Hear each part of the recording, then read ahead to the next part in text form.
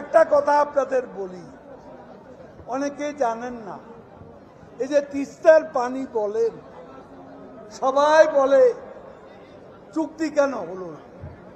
আমি আপনাদেরকে জানাতে চাই, ভারত একটা ফেডারেল দেশ,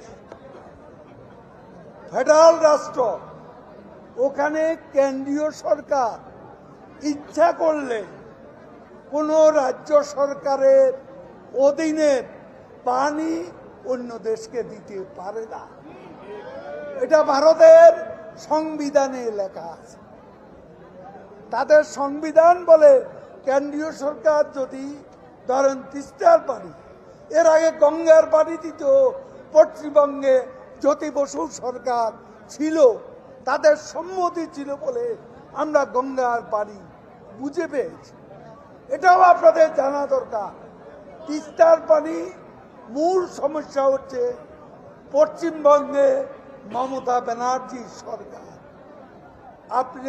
আপনারা তো শুনেছেন, যখনই শেখ হাসিনার সাথে আলোচনা হচ্ছিল তখনই কোর্টে উঠেছেন মমতা, কলকাতা থেকে এই পানি আমরা দেব না, কোনো দিনও বাংলাদেশকে এ পানি দেব না, এই ঈর্ষা আমরা দিতে পারি না। কি একটা সমস্যা। এখন কেন্দ্রের সরকার যদি মমতা না বলে, তাকে রাজি করাতে হবে। তিনি এতদিন না বলে আসছেন, তাকে হাঁ করাতে হবে।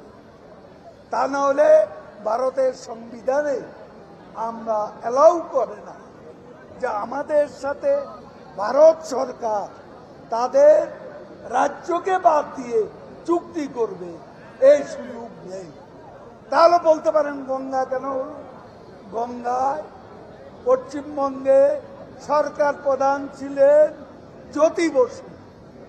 জ্যোতি বসু পশ্চিমবঙ্গে তার সম্মতি ছিল, সে কারণে গঙ্গা নদীর পানি চুক্তি আমরা সহজে করতে পেরেছিলাম।